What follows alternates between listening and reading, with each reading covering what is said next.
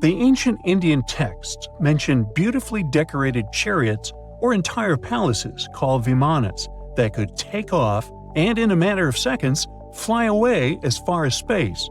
Some people believe these vimanas only existed in Indian mythology, but it's also possible that they were based on a real technology that had been lost over the centuries. According to the Vedas, ancient Indian religious texts, there was the elephant vimana with several engines and many other types named after animals and birds. There was one for local travel, one for visiting different countries, and one for traveling to the moon and various planets. They could develop a great speed. One vimana had the superpower of invisibility. Another one was shaped like a sphere and was built on the winds produced by Mercury. This vimana was said to generate an enormous ray like the sun and make noise like the storm's thunder. All the vimanas were unbreakable and perfect for attacks on foes. Now, to operate a vimana, you'd need to know a lot of stuff, pretty much like today's airplane pilots, 32 secrets in total. They'd cover the aircraft structure and the secrets of taking off and maneuvering without crashing. That's a good thing. The pilot was also expected to know how to be seen and unseen, how to be hidden, how to be quick, how to manage contractions and expansion, and many other tricks. To hide the flying machine from foes, the pilot was instructed to move to the 8th atmospheric layer above the Earth and use the power of dark solar rays. This instruction might sound a bit weird, but there were others, more realistic ones, which still make sense in modern aeronautics. There are sections of ancient texts on the vimanas that focus on details like flight paths, pilot training, navigation, and even suitable clothes for pilots and recommended food for long flights.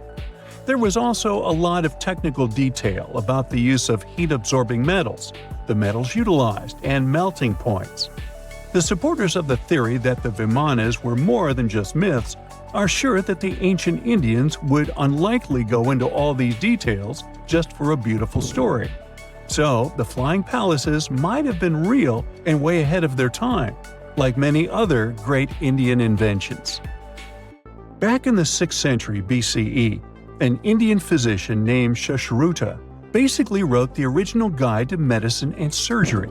They even called him the father of surgery for his work. Sushruta laid down the details on hundreds of medicinal plants and described complex surgical procedures. He gave instructions on nose reconstructions and skin transplants from one part of the body to another. The original method of rhinoplasty, which involved taking a piece of skin from the forehead to reconstruct the nose, is still used today. But back then, it had a slightly different purpose than surprising your followers on social media. Those nose jobs helped out folks who had lost their noses as punishment for crimes or in fights. Now, you gotta thank an ancient Indian math prodigy for the invention of zero. It might not seem like a big deal, but without it, we would have no binary system and no computers. People before the 5th century CE were only thinking about some sort of a sign to indicate nothing. The invention made addition, subtraction, and other mathematical operations a whole lot easier. You can see the oldest zero in existence carved in the wall of a temple in Gwalior, India. The Indus Valley Civilization was using rulers in 1500 BCE and earlier. Made from ivory, these rulers were found during excavations in what is present-day Pakistan and northwestern India. They were widely used in architecture with amazing accuracy. They had units corresponding to slightly over 1 inch that were marked with precise subdivisions within 5/1000ths of an inch. The next invention is more of a concept than a physical item. Standardization is all about setting the rules based on a bunch of people, things, or interests. One of its cool applications that we've all gotten used to is standard weights. Whether you're using pounds or kilograms, you need these universal measurements for weight, right? For this, we owe a big shout-out to the merchants from the Indus Valley Civilization who lived around 4,000 years ago. They were measuring everything from food grains to fancy luxury goods using these standardized weights. And their weights had decimal and binary mathematical systems going on. They didn't have high-tech gear. but they pulled off some serious precision using complex calculations and even sand for construction. Their art of standardization made its way to Persia and Central Asia, basically becoming the global weight-watching standard. So if yoga is your go-to exercise, you definitely have a personal reason to appreciate the ancient Indian geniuses. Over 5,000 years ago, during the rule of the Indus-Sarasvati civilization in northern India, yoga was first mentioned in the Vedas. Yoga was refined and shaped over the centuries until it grew into a massive teaching with over 200 sacred writings dedicated to this way of obtaining enlightenment.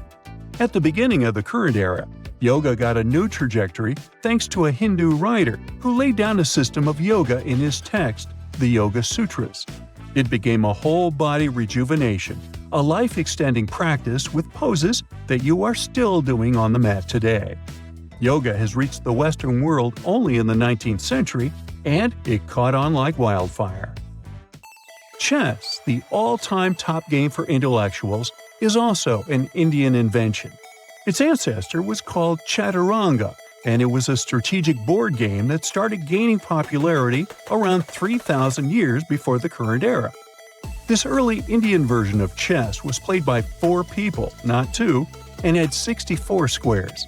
Each player had 8 pieces, ranging from pawns to kings, bishops to knights, and there was no standard 6-faced dice. They rolled with an oblong one. Players facing off were actually allies, forming 2 teams based on the direction they sat. Chess, that we know and love today, was first mentioned in ancient Indian literature in a legend. It said that the wife of a villain called Ravana had invented the game to amuse him. Now, the word shampoo comes from the Hindi word, which means to soothe or knead. The substance was invented in India in 1762 and was originally used for head massages, hence the name. The first shampoo was made of natural oils and herbs. British traders fell in love with the idea and brought it back with them to England. It took years for the original head massage oil to evolve into shampoo as we know it today, but it's still an Indian invention. Unlike the ancient Greeks, who wore animal skins, the Indians started cultivating cotton back in the 5th and 4th centuries before the current era. They used cotton threads to produce fabrics that soon became a huge hit in the Mediterranean and beyond. Jute and wool also have their origins in India. Cashmere, the finest and most exclusive type of wool, actually comes from the Kashmir region of India.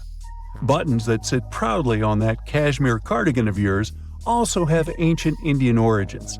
Some 5,000 years ago, the Indus Valley civilization started cutting seashells into geometric shapes with tiny holes in them. First, they were just decorations, but then people started using them to fasten clothes.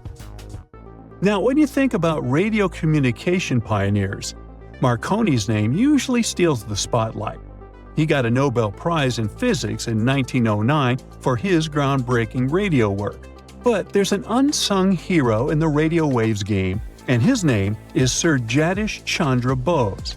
He spilled the beans on radio communication way back in 1895.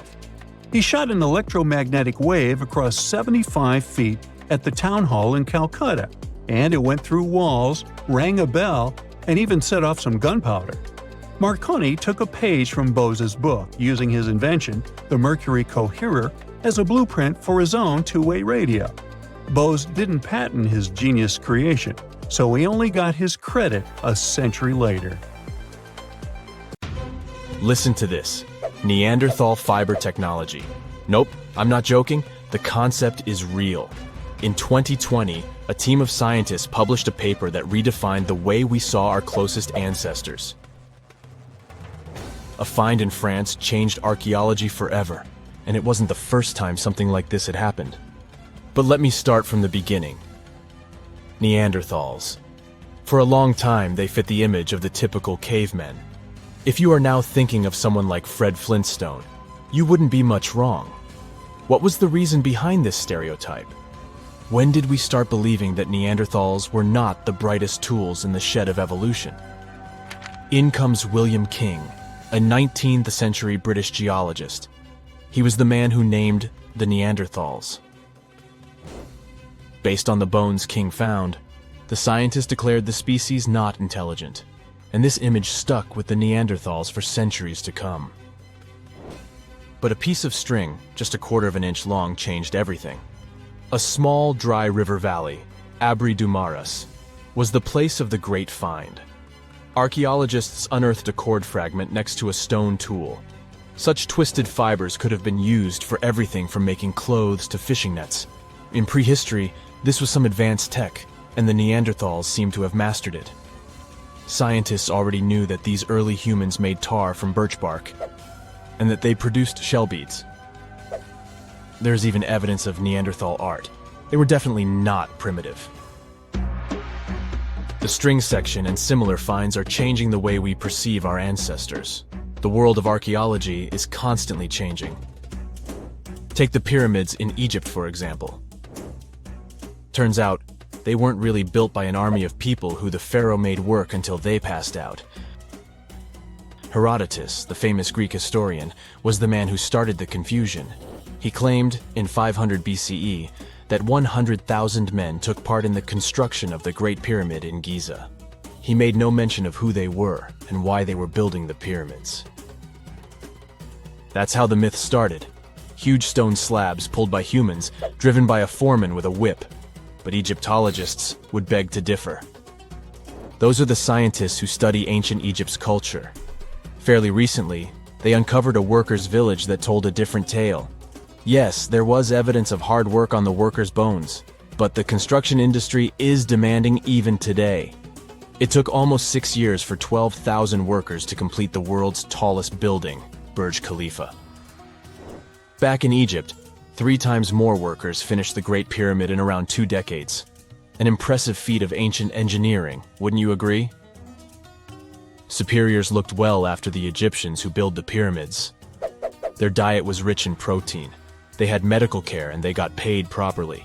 In fact, they lived better than the non-working population. And they lived with their families near the construction site. Archaeologists know all this because they unearthed bakeries and dormitories with bread jars and other goodies. Looks like the pharaohs were okay employers after all, and the job market wasn't that terrible. They also kept detailed papyrus records of the build and hieroglyphs. You and I wouldn't stand a chance of reading these letters that resemble images. Egyptologists had the same problem.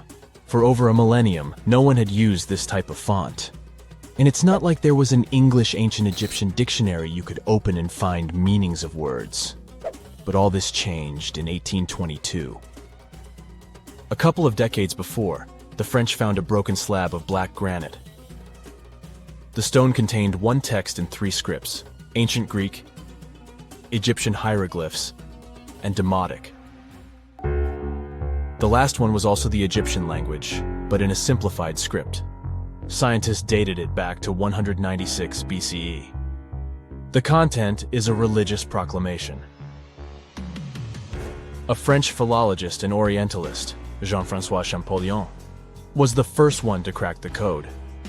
You see, people haven't forgotten ancient Greek letters. The Frenchman successfully matched the Greek letters with the ones in the Egyptian script.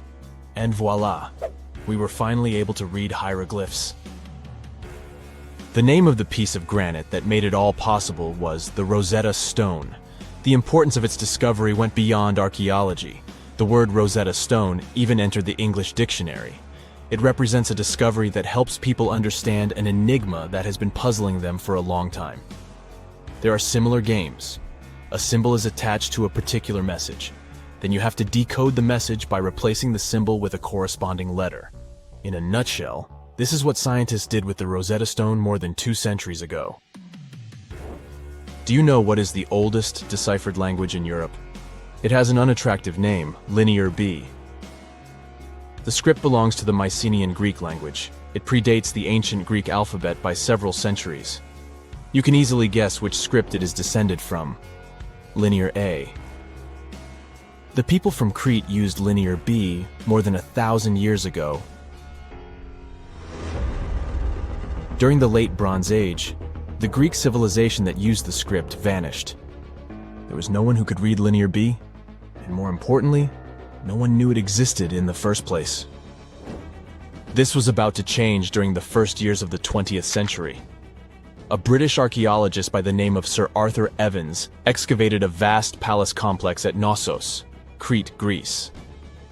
This was the center of the Minoan culture that created the enigmatic script. The palace boasted some 1,300 rooms. They had colorful paintings of dolphins, griffins, and bulls. All of these captivated the archaeologist's imagination. But their biggest find was at first overlooked: thousands of slabs of baked clay. The fire that brought down the palace helped preserve the tablets. It was impossible to read the slabs, though. They were written in an unknown language. The scientific community had to wait for another half a century before Michael Ventris cracked the code. He was an English architect and cryptographer. Ventris studied Greek and Latin. While attending the famous archaeologist's lecture, the young man decided to solve the puzzle of Linear B once and for all. He managed to do so in 1952. One of Ventris's most amazing discoveries was that the script was an archaic form of Greek. But cryptology still hasn't solved the code of Linear A. This writing system will remain a mystery until a motivated young person like Michael Ventris comes along. They wouldn't have to be a professional archaeologist. Basil Brown certainly wasn't. Yet in 1939 he discovered the richest early medieval tomb in Europe. This happened in Sutton Hoo in the southeast of England. This wasn't an ordinary tomb made out of stone. It was a full-size ship, 3 times as long as a London double-decker bus. And that's not all. Apart from its main purpose, the ship was full of riches. Deluxe hanging bowls, feasting vessels, gold and dress accessories, and luxurious textiles were just some of the treasures found. Archaeologists were also amazed by the silverware from distant Byzantium. You probably know this city as Istanbul, Turkey. Even in our age, it's several days' drive from Sutton Hoo. Just imagine how much time and money it cost to import a silver plate in the 7th century. That's when the ship went down, according to archaeologists. The English couldn't have done it. At that time, there was no England. The people living in the British Isles at the time were the Anglo-Saxons.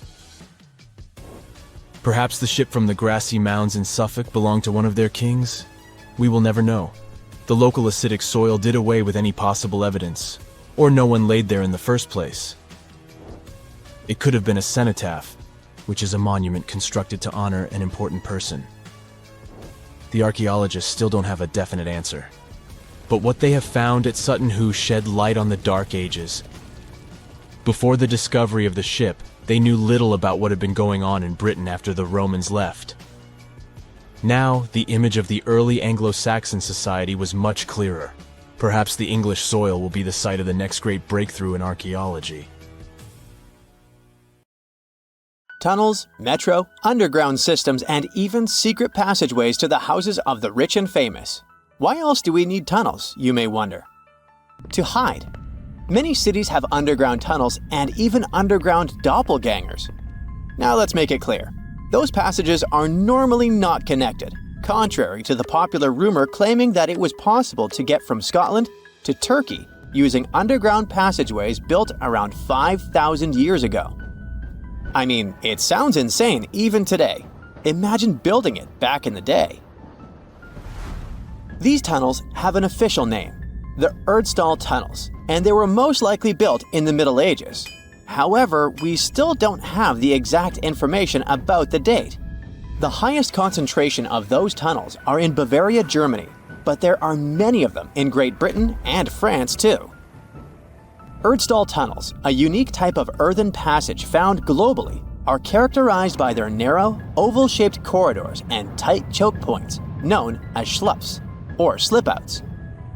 Despite speculation, their purpose remains a mystery. However, some of those tunnels have fireplaces and even vents, which might mean those were used primarily for shelter. Dating back to the Middle Ages, possibly as early as the 12th century, Erdstall tunnels lack archaeological signs and historical records, so it's not a surprise that there are many rumors about their use. Some scientists are sure those were storage spaces, though their narrowness makes this impractical. Another idea is that they provided hiding spots for farmers during tribal raids. However, their single entry point raises doubts about their effectiveness in evading threats. Now, if you're feeling like Indiana Jones and want to venture into those tunnels, you're in luck. A few structures, like the Erdstall Radkobluken in Austria, welcome visitors to explore these enigmatic structures. Most of them are closed to the public eye, though.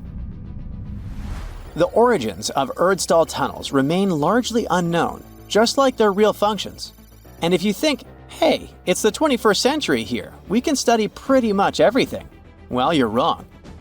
What makes these tunnels hard to study are the tight confines. Traditional surveying methods often prove inadequate in such spaces. To solve this problem, scientists use a handheld device that integrates an RGB camera, a gyroscope, and high-resolution depth sensors, allowing them to capture intricate details of the tunnels. They also use modern techniques like 3D surveying in hopes of uncovering the true origins and purposes of those tunnels. One hypothesis even suggests they may have been poorly conceived dwellings, abandoned when their inadequacies became apparent. Still, not everyone quite agrees with this idea. Other theories suggest they served spiritual purposes, while the most intriguing idea speculates that those tunnels may be remnants of extraterrestrial civilizations. Experts believe they may have been used for practical matters, such as granaries or hiding spots from looters. As we don't have exact info on who built it and when, it may be pretty much anyone, even a sloth. Nope, I'm not a lunatic. Sloths can build giant tunnels. Check this out. In 2009, a farmer in southern Brazil was driving his tractor through a cornfield when it suddenly sank into the ground. He quickly discovered he had broken through the top of an underground tunnel. When researchers came to investigate, they found a tunnel around 6.5 feet high and the same 6.5 feet wide, extending about 50 feet long, right beneath the farmer's house. When they looked closer, they instantly saw deep claw marks on the walls. That was the proof the tunnel wasn't human-made.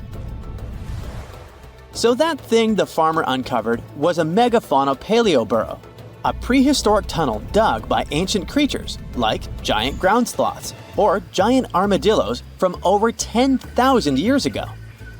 I know, it's hard to imagine those beasts, but let me help you. Take a hamster. Now, increase it to the size of an elephant. Don't forget, this 13-foot-tall hamster could also walk on two legs. During their time, around 15 million to 10,000 years ago, many species of sloths and giant armadillos roamed the Americas, some even digging similar tunnels. Today, many of these tunnels are filled with sediment, though some remain clear, similar to the one the farmer discovered. This 2009 find sparked significant interest, leading to the discovery of over 1,500 paleoburrows across southern Brazil, making it the era with the highest concentration of such sites worldwide. But no one knows exactly why there are so many of them in southern Brazil. While some paleoburrows exist throughout South America, none have been found in North America, which is weird since those huge sloths roamed the entire continent. The exact purpose of these large tunnels remains a mystery, but scientists believe they may have served as nursing spaces, temperature regulation, or hibernation areas. Tunnels likely developed over centuries as successive generations of sloths and armadillos expanded them. Now, let's take a look at fugus. No, not the Japanese fatal delicacy, and no, not a town in New Guinea. To see them, we gotta travel to the UK.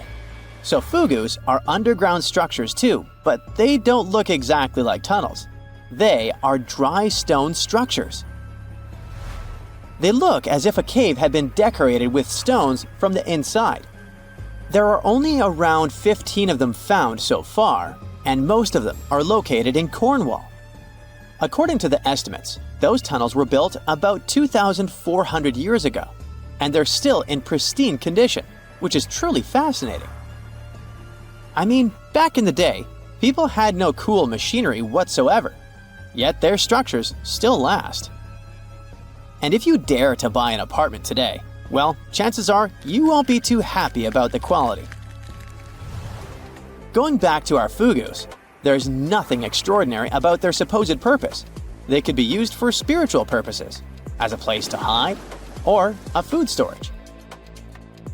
The latest application, though, is a bit weird. I guess it's not a secret for anyone that England is famous for its excessive humidity.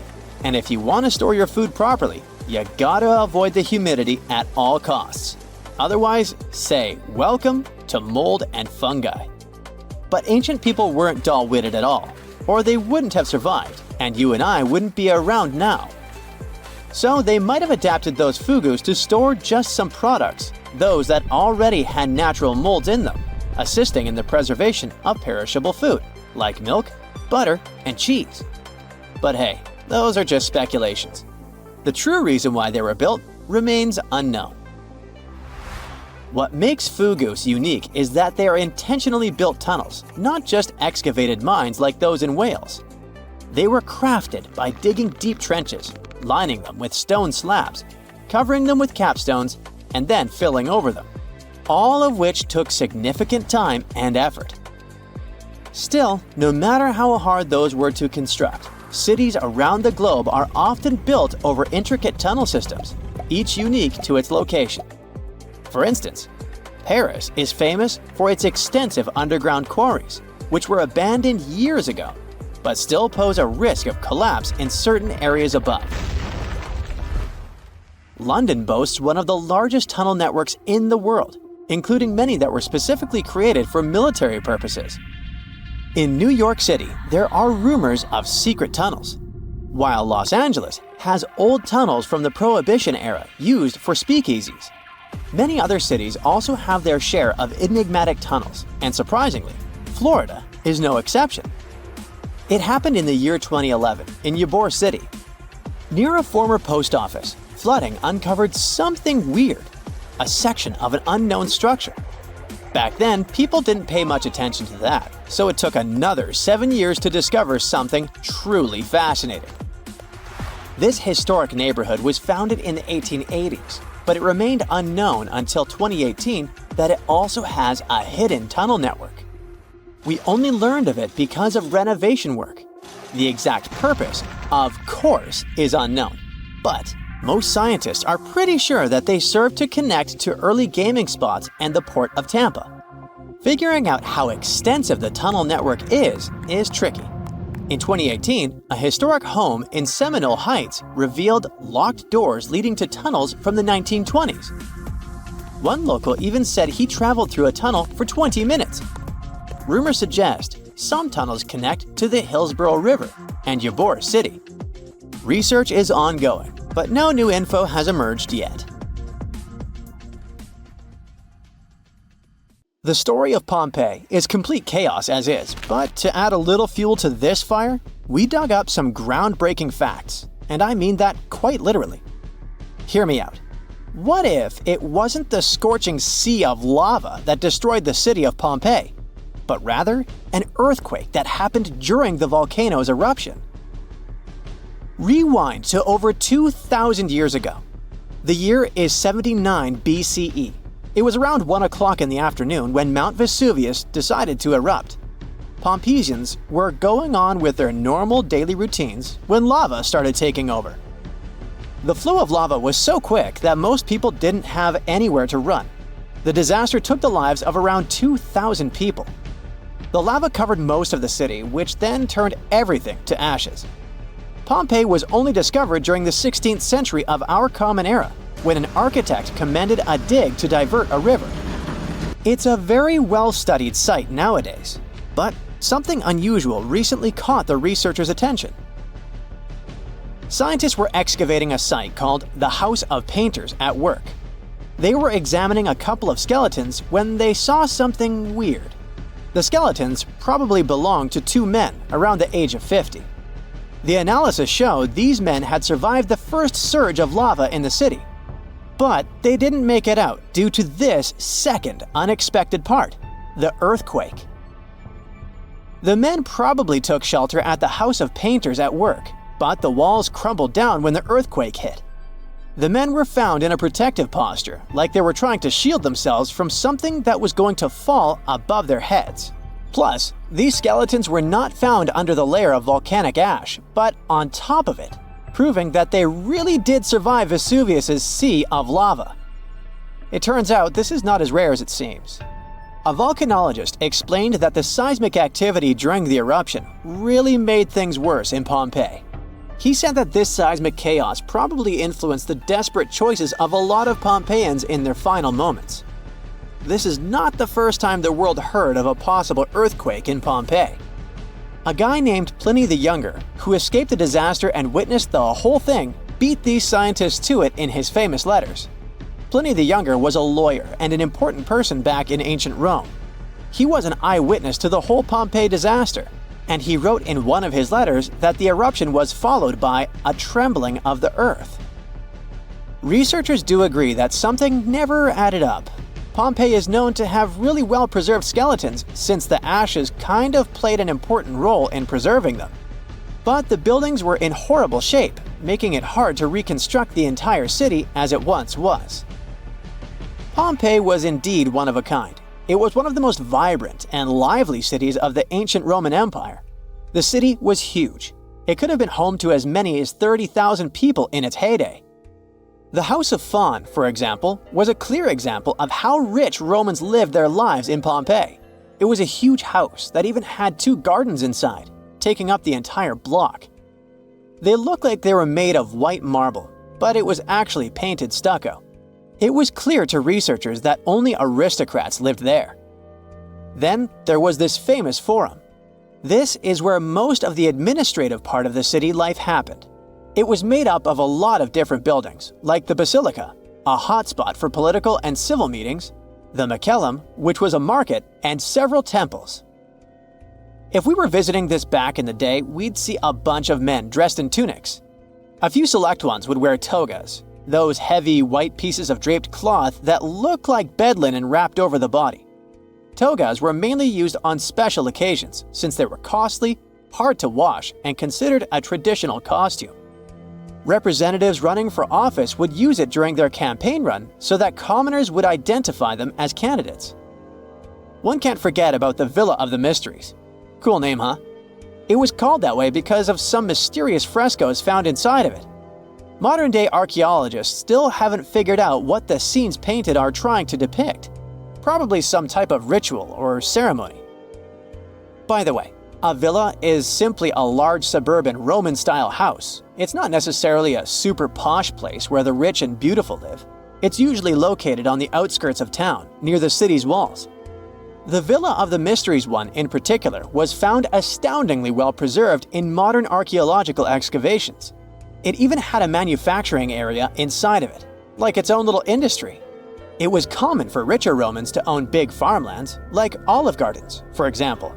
So they would also build a processing station inside their villas to extract the oil and package the whole thing. The amphitheater was where some of the richer men paid to put on gladiator fights for the rest of the town.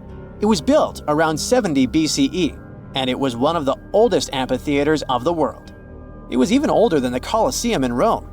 This huge building could fit around 20,000 spectators at once. The seating was arranged by social class, so you could easily spot who was a member of the nobility. And in case you're wondering why it was shaped like a weird egg, it's because that was the shape that allowed for an unobstructed view wherever you were in the crowd. As every other Roman city, Pompeii also had some famous baths. Since not every house had access to plumbing back in the day, most people didn't shower in their homes.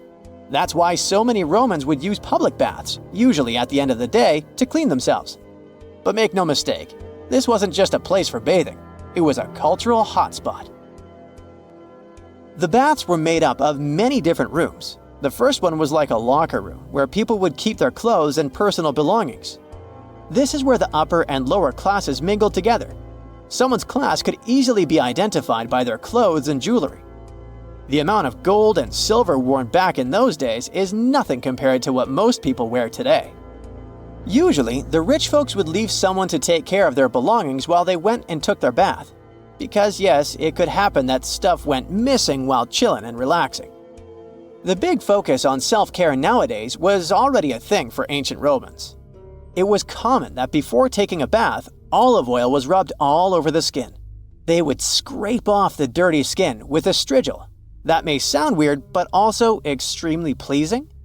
The baths had rooms for massages. Some of them had reading rooms, and even courtyards for some healthy exercise. Oh, there was even a natatio, or swimming pool if you're not fluent in Latin. After all, it was the Romans that said, "A healthy body is a healthy mind." The bakeries! Bread was one of the main components of Pompeian diet, so much so that there were around 30 bakeries in the city.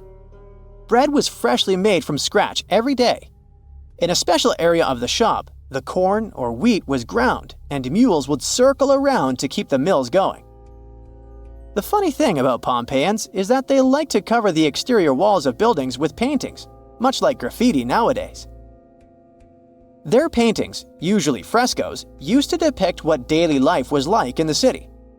Ancient Romans were very outdoorsy people, so coloring their walls seemed like a good option for them. A lot of houses had frescoes inside of them too, to make up for the lack of windows. The paintings gave the house owners the illusion of more space if the painting was of, let's say, a garden, for example. Egyptian archaeologists made an extraordinary discovery near Cairo just recently. Drumroll, please. The most ancient and most complete mummy yet discovered in the country. Yes, they were keeping it under wraps. The 4,300-year-old mummy was found in a group of tombs close to the step pyramid of Djoser, dating back to the Egyptian Old Kingdom. It was covered in layers of gold. The team also found several other tombs, including one belonging to an ancient Egyptian official and another belonging to a secret keeper who had the power to perform special ceremonies. Another interesting tomb was that of a writer, which featured the largest statues ever found in the area. This vast burial site is also home to more than a dozen pyramids and resting grounds. Probably one of the most famous mummies in the world is that of Hatshepsut. She ruled Egypt like a boss for around 20 years, building all sorts of impressive buildings and creating new trade routes. But when archaeologist Howard Carter found her tomb in the Valley of the Kings, her sarcophagus was empty. However, Carter did find 2 coffins in another tomb, one of which belonged to Hatshepsut's wet nurse and the other to an unknown woman. In 2006, a team of specialists decided to investigate whether that mysterious lady was the queen herself. They found a molar tooth in a wooden box with Hatshepsut's name on it, and when they compared it to a gap in the mummy's mouth, it was a perfect match. Ramses II was a pretty impressive ruler, but it was his mummy that eventually made history. Now, we don't hear too much about his daddy. Okay, I'll stop. Ramses is considered to be the most powerful pharaoh in all of Egypt, as he reigned for a whopping 6 decades. He also lived to be over 90 years old. Now that's pretty amazing, considering the time he lived in. Ramses II supposedly had over 100 offspring too. Talk about a big family. When he passed away, his body was originally buried in the Valley of the Kings, but some sneaky guys tried to rob his tomb of all his treasures. Officials back in the day weren't having any of that though, so they moved his body to a secret location to keep it safe. Fast forward to the 1800s, and Ramses II's mummy was discovered along with a bunch of other rulers and important officials. But it wasn't in the best condition, so archaeologists flew it to Paris to get it, pampered. Problem was, he couldn't just be transported into another country. The only solution available was to give Ramses II his own passport. His occupation was listed as king, and the document even featured his photo. Most mummies aren't necessarily known for having the most hydrated skin.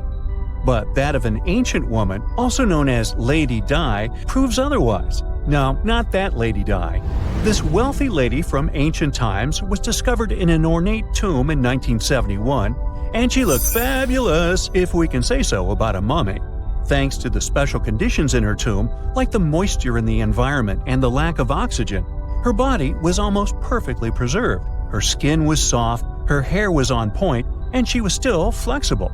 The museum that now proudly displays her mummy also shows a ton of fancy items that were buried with her, like dinnerware and musical instruments. Archaeologists investigated the mummy further and discovered that she passed away from a heart attack at around 50 years old. Even though it hasn't been around for over 2,000 years, Lady Di is still making history. The mummy of Otzi the Iceman was discovered in the Alps in 1991. Austrian authorities initially thought he was a modern mountaineer because he was so well preserved. Turns out, he was actually from the Copper Age. He was found in a mountain pass over 10,000 feet above sea level. Through studying his mummy, we've learned so much about life in Copper Age Europe. For example, we know that he was a native of Central Europe and enjoyed eating meat. He also suffered from arthritis, narrowing arteries, and intestinal problems. But he likely used acupuncture and medicinal herbs to treat these conditions. And apparently, he was pretty handy with tools. He sharpened them just days before his untimely demise. Who knows if he was expecting trouble or just getting ready for some routine work. Now, King Tut and his story is most likely the one that made all mummies famous. This pharaoh passed away at the young age of 19, more than 3,000 years ago. But his mummy is still one of the most well-known in the world. When his tomb was opened in 1922, people went wild because it was still intact, unlike many other royal tombs. It had some seriously blinged-out coffins, including one made of solid gold. Not only did Tut's tomb give us a glimpse into ancient Egyptian history, but his mummy also taught us a lot about the time he lived in. DNA analysis helped identify his parents and revealed that the pharaoh had a rare bone disorder that might have made walking a bit tough. Now, Ginger is most likely one of the coolest mummies you'll ever hear about. He's like a time traveler from 5,000 years ago who's still looking fly with his golden hair and perfectly preserved nails. Ginger was discovered in Egypt and is believed to be the earliest known mummified body. Before people even knew about mummification, they used to place bodies in shallow graves in the hot, dry sand. And since the sand absorbed all the water, bacteria couldn't reproduce and the body was preserved naturally. Now, scientists are not sure if Ginger's preservation was intentional or not, but since he was buried with some pottery vessels, it's likely that whoever buried him knew some serious preservation techniques. If you want to meet Ginger in person, he's currently chilling at the British Museum. One Dutch art collector bought a statue from Asia and ended up finding a weird discovery. The statue contained a mummy hidden inside. Unfortunately, the body was too fragile to move, so they had to leave it there. The coolest part is that this mummy is over 1,000 years old and was on display for 200 years before being encased in the statue. When scientists did a CT scan, they found out that the mummy was filled with paper scraps covered in writings. Experts think he might have done this thing called self-mummification, which is a pretty intense process involving a special diet and tea that makes your body less prone to bacteria. Only a few people could handle this ritual, and those who managed to do that were seriously respected. No other Egyptian queen has baffled scientists and historians like the stunning Nefertiti. Based on her statues, she was known for her slender neck, wide eyes, and high cheekbones. Her name translates to "the beautiful woman has come." Talk about living up to your name, huh? Even though she wasn't a pharaoh herself, Nefertiti still managed to leave a lasting impression. Written records suggest that, as a wife and queen, she held an incredibly influential role. Because of her power, she was indeed admired, but she also managed to make quite a lot of enemies throughout her life. She was also related to King Tut, but not biologically. Rather, she was his stepmother. So far, locals have yet to identify her mummy, but that may soon change. A local Egyptologist who has been busy excavating tombs in the Valley of the Kings has found two mummies that he believes could be Nefertiti and her daughter. According to specialists, we may soon finally get a definitive answer about the identity of these two mummies. And if one of them does turn out to be Nefertiti, we could be in for a real treat. DNA analysis and CT scans of the mummy could give us the most complete and accurate image of the queen that we've ever seen. It's crazy to think that we've only scratched the surface of what lies beneath modern-day Egypt. Nefertiti ruled during a time of great power and prosperity in Egypt. but unfortunately passed away in a period of social turmoil, leading to her gravesite being lost. Now, where's my mummy? You know how it goes. As the years pass, common knowledge slips away faster than you can say, "What's that thingamajig for?" Just think, our grandkids will probably be scratching their heads over the buttons on our old school phones. So it's no wonder that some ancient artifacts have got us all stumped too. Take a look at this funky object. Any guesses on what it is?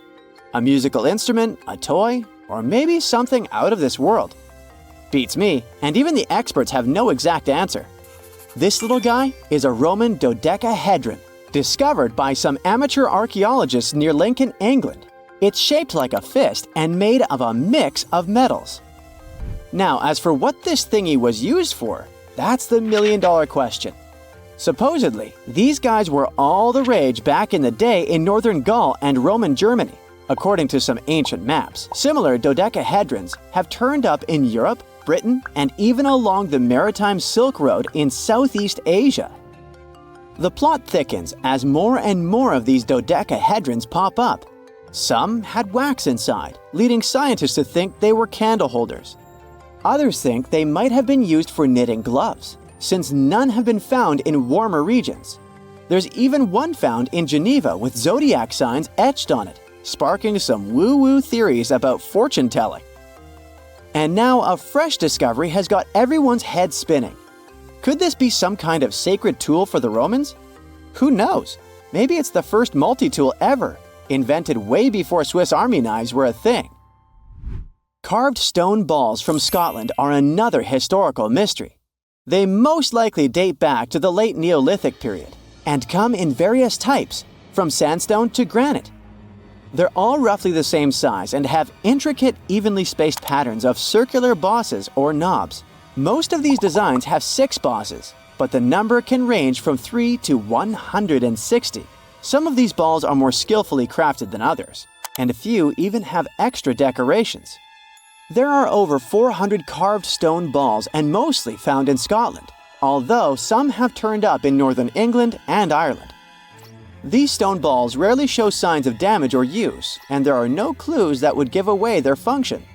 Most experts think they weren't practical tools, but had some symbolic or social importance, probably a sign of power or prestige within their communities. The Folkton drums are the 3 stone cylinders from Neolithic Britain, discovered in the late 19th century in a burial mound in East Yorkshire. Nothing similar has been found anywhere else in the British Isles from any prehistoric period. Each drum is decorated with unique designs covering the sides and domed tops. The decorations are mostly geometric, arranged in panels with stylized human faces peeking out from 2 of the drums. Recent studies of the artifacts using new technologies show that the designs had been carved and recarved over time. A team of experts also analyzed the composition of the drums, and it turns out that they were made from local chalk. In the late Bronze Age in Europe, long before coins became common, finely crafted metal objects served as portable wealth and symbols of high status. Across Europe, archaeologists have found all sorts of artifacts, from gold adornments worn by elites to large bronze cauldrons used in feasts. Beautifully decorated gold rings discovered in Wales are among these items. They're known as lock rings and may have been used to hold hair. Now they're flattened after spending nearly 3,000 years underground. They used to have cone-shaped openings at each end. They were found at different times, but were likely worn as a pair and buried together in a single hoard. Other Roman artifacts made of the copper alloy were first catalogued as lunate pendants. But during a recent re-examination, experts found that these items were actually small mortar and pestle sets, known as cosmetic grinders. They were used to grind minerals for makeup and were specifically designed for applying liner and shadows to the eyes.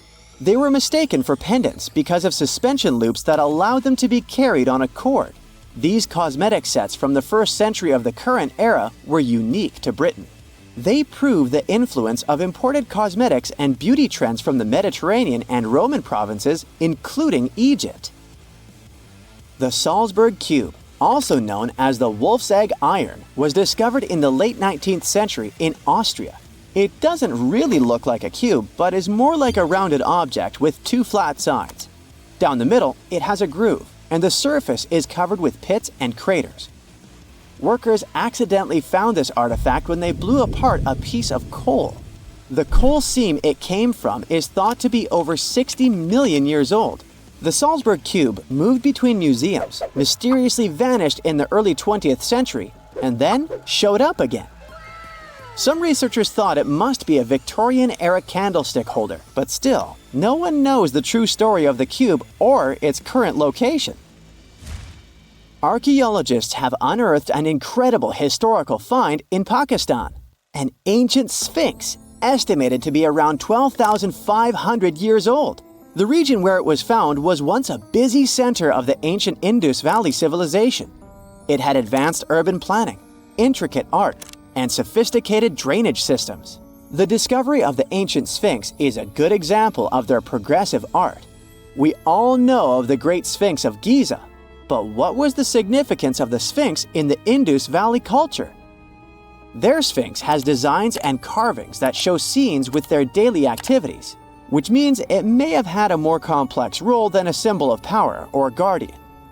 It could stand for a balance between humans and nature, or even a deity associated with agriculture. Arauca in Chile sits on the sandy dunes of the Atacama Desert, known as the driest desert in the world. Long before this coastal town was built in the 16th century, the Chinchorro people called this region their home. Archaeologists found hundreds of their mummies. Radiocarbon dating showed that these mummies are over 7,000 years old, which makes them 2,000 years older than the famous Egyptian mummies. The Chinchorro used special techniques to preserve the mummies, not just relying on the dry climate for that. And unlike the Egyptians, they didn't just do it for the elite members of their society, but for everyone, no matter what age or status they had. The local people living in Arauca now are so used to finding mummies in their backyards that they don't feel weird about living among them. In the winter of 1850, a powerful storm with extra high tides hit the west coast of Orkney, Scotland. The wind and waves ripped away the surf, covering a mound, and revealed stone-built structures beneath. A local antiquarian decided to dig up the village that he thought was from the Iron Age. He managed to unearth the remains of 4 houses and many artifacts from 2 villages. The villages had been buried under sand, so everything was really well preserved. Carbon dating wasn't a thing back then yet, so it was tricky to tell the exact age of the villages. Almost a century later, with new tech, researchers were finally able to tell that the place was actually from Neolithic times. You can still see stone dressers and box beds in the prehistoric houses. Archaeologists and historians working on the famous Terracotta Army think that it might have been inspired by or modeled on ancient Greek sculptures.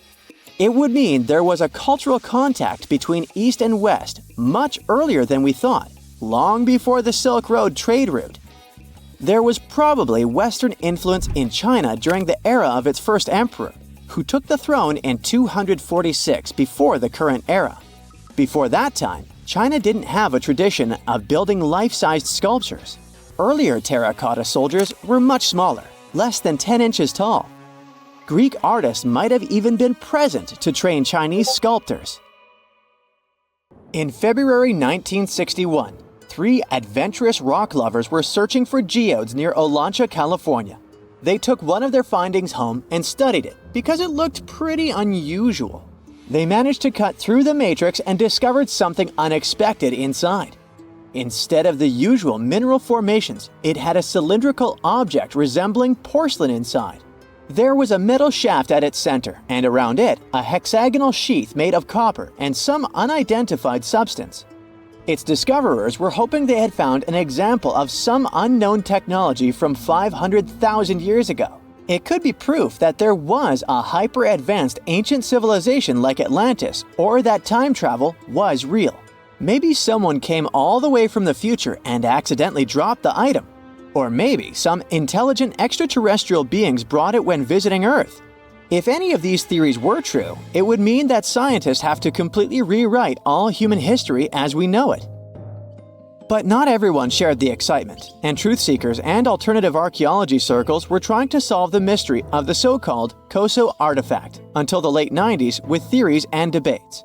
Then a group of skeptics took images and x-rays of the discovery and showed them to spark plug collectors. They have identified the artifact as a spark plug with corroded metal components from the 1920s and not ancient technology at all.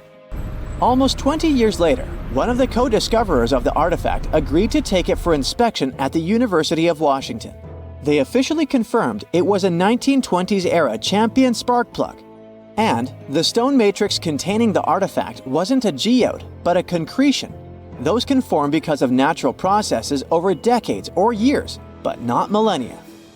The Koso artifact is a good example of an out-of-place artifact, which is a thing in pseudo-archaeology. It's something found in a place or time where it shouldn't logically be. These artifacts seem too advanced for the time period they're found in. They could also mean human activity existed when humans weren't supposed to be around. The Baghdad Battery is another example of such an artifact. It was found in the 1930s by a German archaeologist and consists of a clay jar, a copper cylinder, and an iron rod going through the jar's stopper. Its top, which was broken off, probably had been sealed with asphalt. Its discoverer noticed that it had two different metals and possibly an electrolyte, which are key components of a battery. There are no ancient writings to support this theory, but when scientists ran tests and filled it with an ionic solution like vinegar or wine, it showed that it could conduct electricity. If it really was a battery from 2,000 years ago, it might have been used in ancient medical practices, or even embedded in statues to make it look like they were buzzing to impress people. Kionich, who found it, believed it was used for electroplating, a process for coating metals. Even if it was used as a battery, the Baghdad artifact could only produce a small amount of energy, around 1 volt of electricity. So, some people believe it was used as a storage container for sacred scrolls. Back in the 1930s, a couple stumbled upon something strange while walking along Red Creek in London, Texas. It was a piece of wood sticking out of what looked like an ancient rock formation. Around a decade later, their son, who was really curious to find out its secret, decided to crack open the rock and found a surprisingly modern hammer inside. This discovery caught the attention of Carl Bau, a young Earth creationist who claimed the rock surrounding the hammer dated back to the Cretaceous period. He saw it as evidence against evolutionary theory. After some investigation, scientists proved that the rock was not as ancient as it seemed. Geological processes have just encased the modern hammer over time, so it wasn't evidence of humans coexisting with dinosaurs like the Flintstones, as some hoped. It was just a case of a miner dropping his hammer centuries ago and nature doing its thing. A Chinese archaeologist supposedly stumbled upon some caves that seemed to serve as a burial ground for small beings with big, oval heads. Alongside these remains, there was rock art depicting figures with round helmets, the sun, the moon, the earth, and stars connected by groups of pea-sized dots. They also found over 700 mysterious stone discs etched with spiral grooves. Things got even weirder when these discs were sent to a Chinese professor who claimed the grooves were actually written characters. According to his translation, the discs told the tale of Dropa visitors from another planet who had crashed their spaceship on Earth about 12,000 years ago and had tried to live among us until they were hunted down by locals. But there's no concrete evidence that any of this actually happened. The story was first published back in the 1960s in a couple of articles, but it all seemed a bit fishy. None of the people involved, the archaeologist, the professor, or even the university they supposedly worked at, seemed to have left any trace in the records.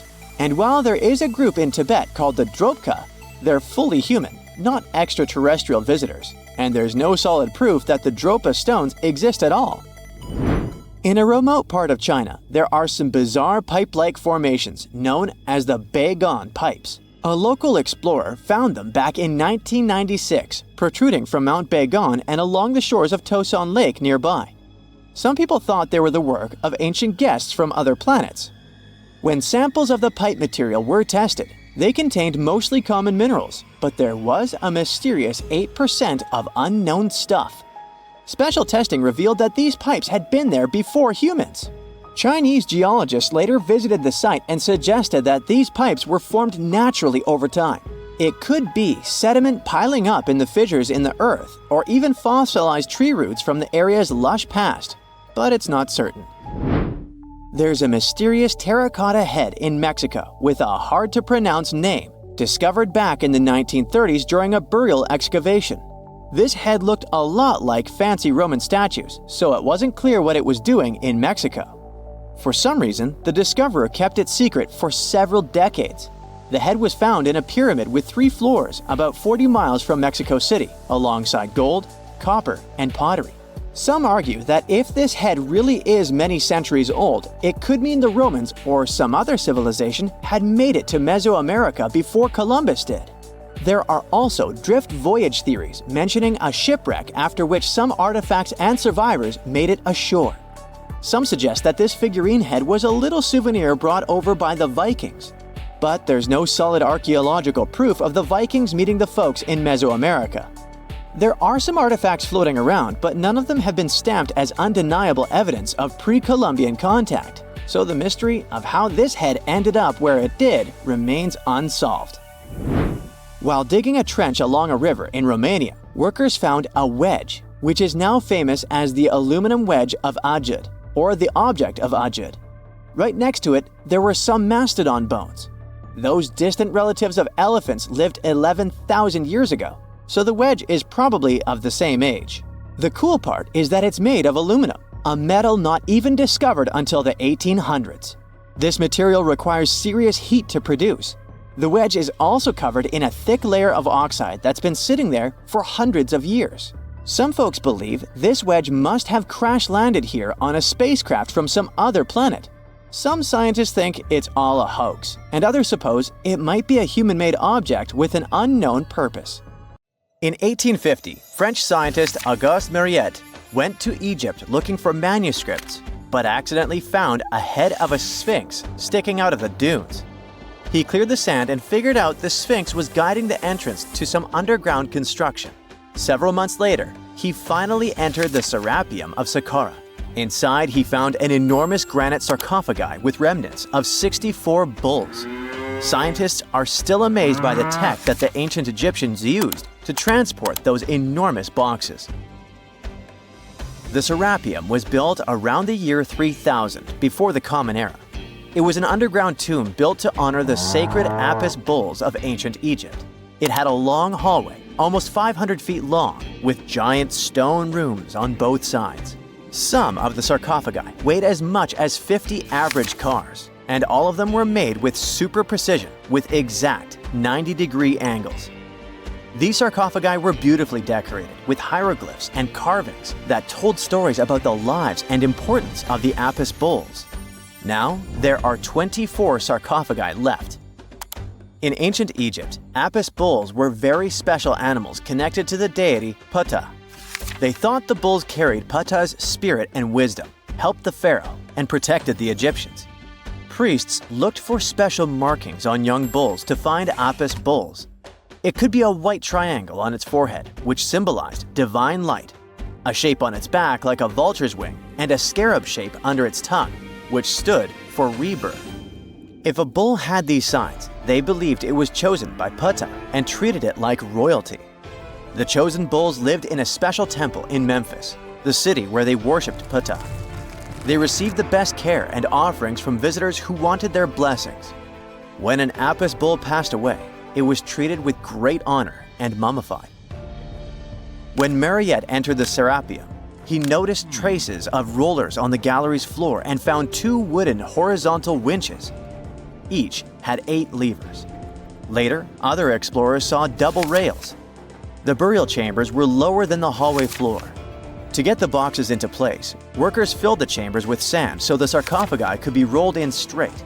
Then they slowly removed the sand to gently lower the boxes into perfectly cut spaces in the bedrock. A carved stone sign found in the Serapeum said it took 28 days to move just one sarcophagus and its lid into its spot during the time of Ptolemy II. The extreme precision of the sarcophagi with 90-degree angles also has an explanation. Ancient Egyptians wrote texts, or rather, papyrus, on geometry a long time ago. It shows that they knew the approximate number pi and could calculate the volume of a pyramid with its top cut off. If they could figure out complicated math like that back then, it makes sense that they could also carve perfectly flat surfaces 500 years later. All this sounds pretty legit, but some people think certain things don't add up here. The size of boxes is way larger than the size of bulls, yet they buried pharaohs in tiny coffins that barely fit their bodies. The sarcophagi are made out of granite with crazy precision, and they could have just used limestone, which would have made things way easier. The transportation of the boxes seems pretty simple, but only in theory. If one person could pull about 440 pounds, then at least 250 people would be needed to pull just one box. The tunnels in the Serapeum are really narrow, only about 2 feet wider than the boxes themselves. There's no way hundreds of people could have squeezed into those tight spaces to pull the boxes.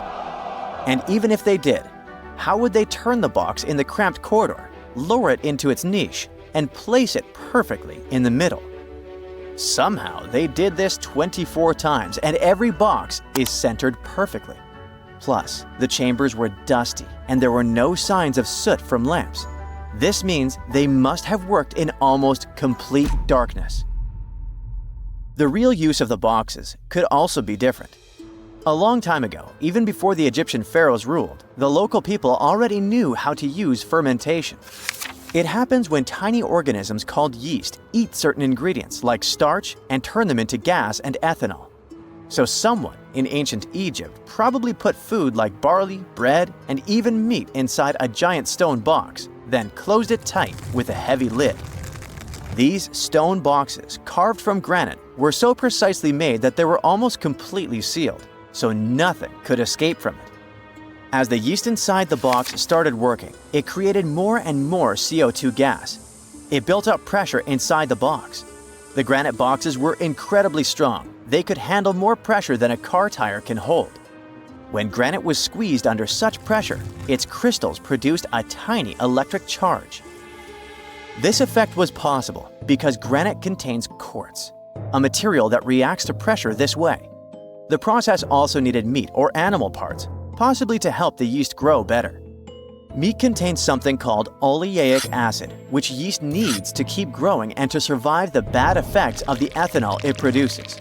As the pressure inside the box kept growing, the combination of gases and electricity made these boxes not just ancient fridges, but powerful energy systems.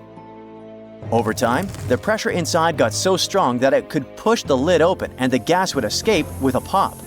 But when people rediscovered the Serapeum in 1850, they found old drawings that showed piles of stones stacked on top of some of the box lids. So, someone long ago probably tried to make the lids even heavier by adding extra weight to make it harder for the gas pressure to push them open.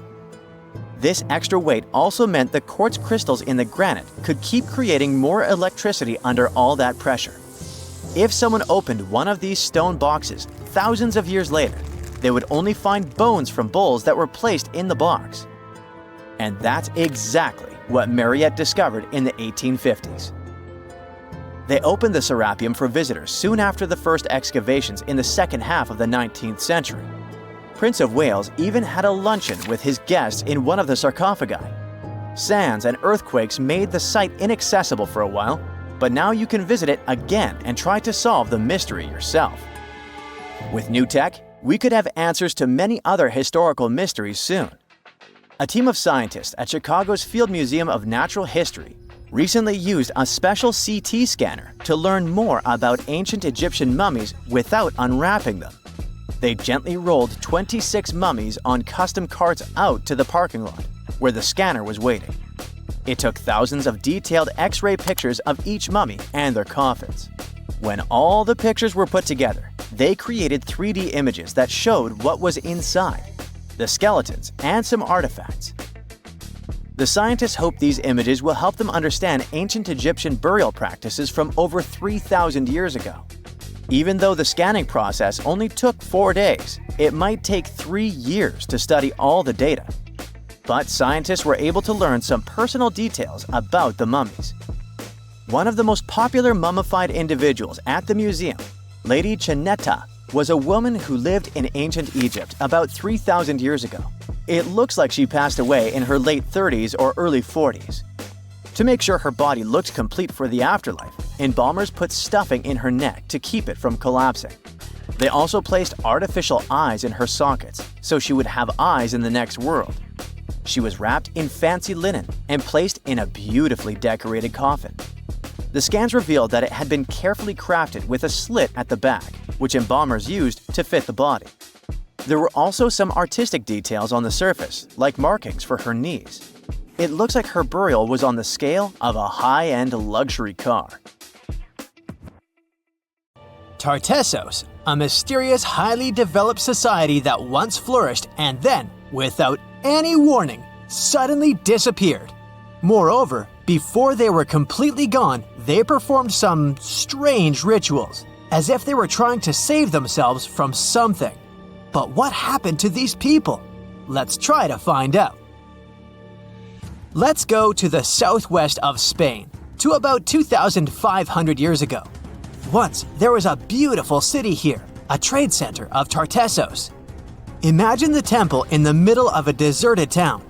A breathtaking, monumental 2-story building. There's a thick smell of frying meat in the air, and the smoke from its frying rises high into the sky, covering the patterns of the sanctuary.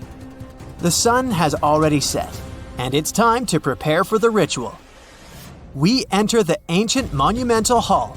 Inside, hundreds of people gather around a long wooden table lined with delicate ceramics and bronze bowls. They feast and drink. These people have much more fun than the animals outside the building. These animals are being prepared for the ritual. Horses, cows, pigs, donkeys, even dogs. All of them were brought here to appease the deities. And what happens after the ritual itself is even crazier. At the end of the ceremony, people take torches and set fire to the whole building. Everything turns to ashes and coals, and when the last embers fade away, they take shovels and begin to bury this place. It will take them at least several days to bury the former sanctuary under piles of earth. They work tirelessly. In some places, the thickness of the layers of mud and clay will reach almost 14 feet. And then, these people, the last known Tartessians, just leave this place and disappear from our world forever. But what just happened? Why did they even do all this? Let's start from the beginning. Tartessos was first mentioned in Greek and Roman texts thousands of years ago, but for a long time, we had no idea what it even was. All the descriptions were contradictory and confusing. Some archaeologists thought that Tartessos was a kind of seaport. Others thought that it was a river or a water reservoir. They even said this place could be connected with the mystical Atlantis. But there was nothing to back it up with, so the scientific community quickly rejected this idea. But today, we know the truth. Tartessos was an ancient civilization. It's been located on the Iberian Peninsula, one of the southernmost islands of Europe. It flourished in the 9th to 5th centuries BC, and then, around 2,500 years ago, suddenly disappeared. They were quite rich. The island had rich reserves of metal, so their economy was thriving. Silver, copper, lead, and other good things were mined in the local Sierra Morena Mountains. Almost all the locals were engaged in trade. For them, it was a common thing. Isn't that strange that there were so few records left about them? And not so many monuments of their culture have survived to this day. In total, throughout Spain, scientists were able to collect around 20 archaeological finds related to Tartessos. 3 of them were excavated in the Guadiana Valley: Canto Roano, Casas del Turnuelo, and La Mata. Let's start with the first one. Canto Roano was discovered in 1978. This find was one of the most significant pieces of the puzzle. This is one of the most beautifully preserved structures of the Tartessian civilization. Not only the walls have survived to this day, but so did the altar, the moat, and even several artifacts.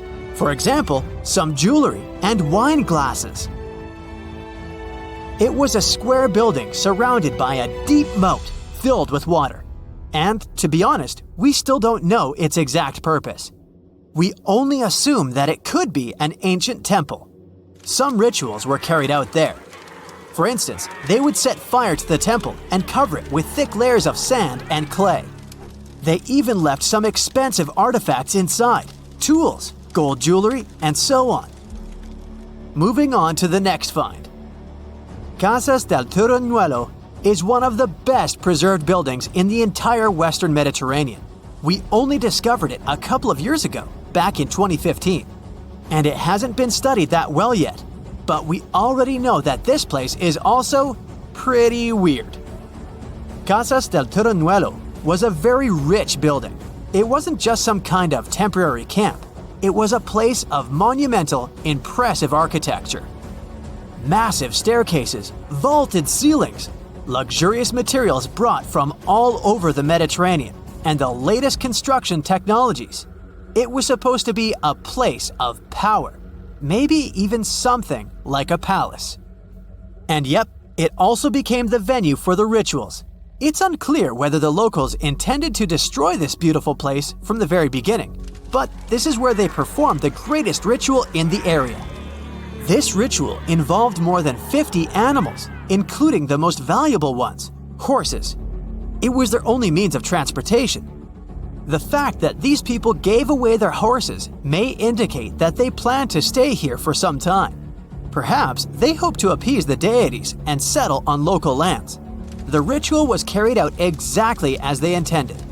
And just like Cancho Ruano, this place was also set on fire. When the ritual ended, the locals buried this place and left, disappearing into the countryside of the Iberian Peninsula. Now it's an abandoned and quiet place. Just like Cancho Ruano, it's been standing here untouched for more than 2,000 years. The last find is La Mata, which was discovered much earlier than the other two, back in 1930. The resemblance between all of them was striking. La Mata had the same fate. It was burned and forgotten for centuries. All of this is very strange and mysterious. It seems like the locals were fleeing from something.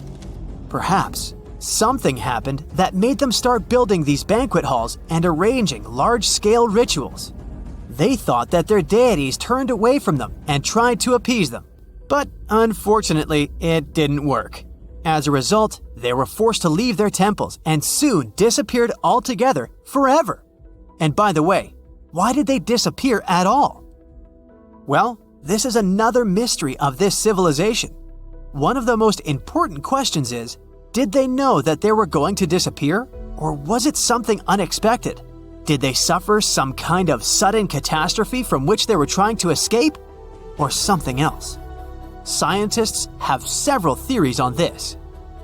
The first theory says that there may have been several major earthquakes and subsequent tsunamis in this region. These natural disasters destroyed local settlements and severely demoralized the survivors. Perhaps they were looking for salvation from this. Another theory is that there were some problems with trading. Since they were rich in metal and lived off their economy, any problems in it could lead to big troubles. If they had some kind of mining crisis, then relations between different nations could worsen greatly, and things could get pretty nasty. The truth probably lies somewhere in the middle. The most current theory says that around the 6th century BC, a large-scale tsunami hit the port. This greatly damaged the economy, which worsened the relationship between Tartessos and its neighbors. In any case, this seems to be speculation. This place is like a dream come true for archaeologists. It stores a huge amount of information and secrets that we have yet to unravel. The Tartessians had no idea that by burying their artifacts, they were making a real gift to the scientists of the future. And while scientists continue to study them, we can check out the stuff they have already discovered. History lovers can see Tartessian tools, horse figurines, and decorated ivory in the Archaeological Museum of Badajoz. Let's hope that in the future, scientists will learn more interesting things about this civilization, and we'll finally find out what happened to them. Phew! This summer has been turning up the heat like never before. We feel like roasted marshmallows on a sizzling grill. Yes, the world is getting hotter, but some regions have always fought with high temperatures. It turns out people had some inventions to keep themselves cool in ancient times too. Some of them are still functioning, even 3,000 years later. Let's take a look at how people saved themselves from heat throughout history. So, put an ice cube into your cold drink and get ready to hear how people survived the heat. Speaking of ice cubes, do you know that the Persians made an ice storage system? In the deserts of ancient Persia, people had an out-of-the-box idea about how to prevent their food from turning into a melted mess. These ingenious Persians stumbled upon a physics trick that allowed them to create ice in the middle of the desert. They called these cool structures yakhchals, which basically means ice pits. These ice pits were not your ordinary coolers. They were like secret underground fridges. They looked like dome-shaped mud brick structures on the outside, but inside, it was a whole different world. These ice pits had an evaporation cooler system that worked like magic. At night, when the desert cooled down, Persians made use of the radiative cooling effect. They set up cleverly designed trenches to hold thin layers of water. The water froze, defying the desert heat. Then there were underground square storage areas. The Persians collected the melting ice water from these cooled trenches, and during the night, they froze it again, making the most of the desert's natural chill. To add to the cooling effect, they built a wall to shade the storage areas from the hot midday sun. And that's not all. They had this fantastic wind-catching contraption called a badger that caught the breeze and directed it right into the ice pits. Fresh air plus ice. Cool breeze. A winning combo. They even had intricate water channels called qanats to bring water to the ice pits and homes all the way from the nearby mountains. As time passed, these yakhchals faded into history and modern technology took over. But hey, there's good news too. Some awesome folks in Iran are restoring these ancient coolers. So, if you ever find yourself in the desert, don't forget to pay a visit to these marvelous places and witness the genius of the ancient Persians firsthand. Now, I want to focus more on the wind catchers because they don't just help make ice cubes. They actually function as a cooling system as well. Back in the day, those clever architectural wonders were all the rage in places like Persia, modern-day Iran, Egypt, and the Middle East. Imagine tower-like structures with openings at various levels strategically placed to harness the power of nature's breeze. These openings were like magical portals for the wind. They captured those refreshing gusts and guided them right into people's living spaces. Basically, they were natural air conditioners. The breeze would gracefully flow downward, cooling the ground as it danced through the building. The secret sauce lies in the details. The tower's height, the number of sides, the openings, and the positioning of the interior blades. Everything plays its role in how efficiently the wind towers work out. Thanks to these wind catchers, ancient societies could enjoy comfy indoor temperatures without sweating. Can you imagine living in those times? Feeling the gentle breeze whisking through your home, keeping you feeling fresh and chilled out? The Persians are often credited for inventing these awesome wind catchers. But hey, don't forget about Egypt. There, you can find traces of similar structures dating all the way back to 1300 BCE. Yes, the invention of wind catchers may have occurred in ancient Egypt, but Yazid in Iran is the city with the largest number of wind catchers. People wouldn't have been able to live there without these ancient ACs because there was almost no rain in the area throughout the year. Now, let's look at these perforated double-skinned exteriors. Imagine dressing up a building with a fancy perforated screen. It's like giving its exterior a stylish makeover while keeping things chill inside. This genius technique, firstly, scatters the natural daylight, so no harsh sunbeams to blind you. The screen also offers shade like a pro, giving the building's interior a much-needed break from the blazing sun. Think of it as a natural sun hat for your home. Placing this screen about 4 feet away from the outer walls creates a breezy, dreamy hallway for fresh air circulation. And hey, they add a touch of elegance to the building too. These structures are sometimes called jali. Jaipur, India, for example, has an average daytime temperature of about 100 degrees Fahrenheit. So these structures are lifesavers.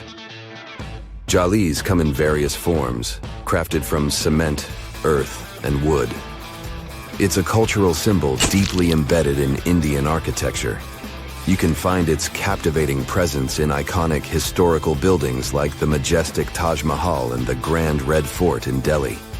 But hey, it's not just a thing of the past. It's still rocking modern architecture scenes, and its charm has sparked creativity in artists and designers worldwide. It adorns the building's exterior, its cross-section showing a larger opening on the outside and a smaller one on the inside. This is where the Venturi effect steps in to show off its physics prowess. As the air flows through the narrowing passage, it picks up speed, creating a difference in pressure between the inside and outside of the building.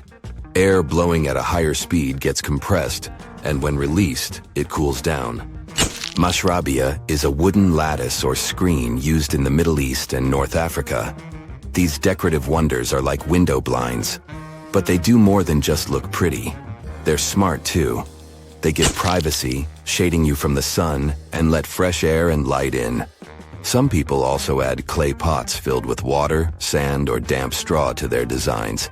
As hot air breezes through the holes, it also passes through the pot's porous surface. The moisture inside evaporates, cooling the air.